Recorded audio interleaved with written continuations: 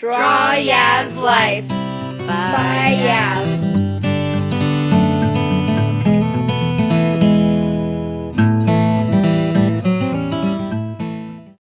It all started in the summer retreat meeting in 2011. The summer of 2011 was crazy in Portland. It seemed as if every other week there was a new story of a shooting or bias-motivated attack. Some of us were impacted by the rise in violence and felt the need to do something about it. We realized we didn't know that much about what's going on, so we wanted to do some research. We facilitated conversations with adult leaders in the community that were working on addressing different forms of violences.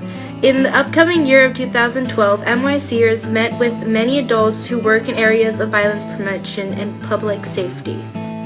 Around the same time, we decided that it was important to come out with a press release because the Bill of Rights was violated. It was a tragic time. Then YAV officially became a community. This was a big step for the NYC. After this, we built partnerships with Portland Strive, Defending Childhood Initiative, Rob Ingram, and more. We conducted 16 focus groups around Multnomah County where we identified 7 main types of violence that youth in the community were experiencing. The 7 forms of violence were anti-gay and gender, sexual and dating, cyberbullying, school bullying, home and gang, and police. These were important issues in our community and we wanted to see a change. After determining these forms of violence, we created policy recommendations. Policy recommendations are guidelines to help determine present and future decisions of a government body. In the spring of 2012, we executed our first annual Rob Ingram Summit Against Violence. The goals of these summits are to 1. Provide resources for youth, 2. Inform policymakers of youth experience, 3. Educate youth and adults about Bill of Rights, and 4. To bring groups of youth together to share ideas. Following our first summit, we applied for the State Farm Grant in hopes to use the money for another summit. We later presented our policy recommendations to policymakers. We evaluated our data from the summit to help next year's planning.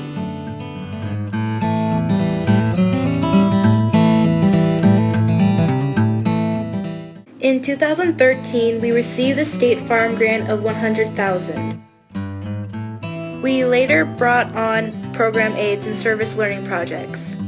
A service learning project is an approach that combines learning objectives and community service. We then created action steps towards implementing policy recommendations to present at the summit. Then we conducted our second annual summit.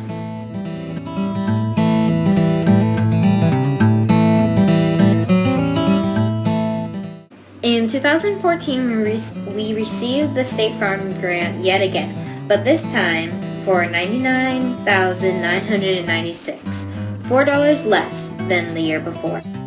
During the end of the second summit, youth determined that school and cyberbullying, gang and police, and sexual and dating were the 3 most prevalent forms of violence in the community of youth, which helped form our 3 subcommittees of violence. We granted 11 schools and organizations to do service learning projects. Around the spring of 2014, we presented our 3rd annual summit. Not much after our 3rd annual summit, we built a formal partnership with the Portland Police Bureau. In 2015, a police incident occurred and it impacted many Roosevelt students with strong emotions.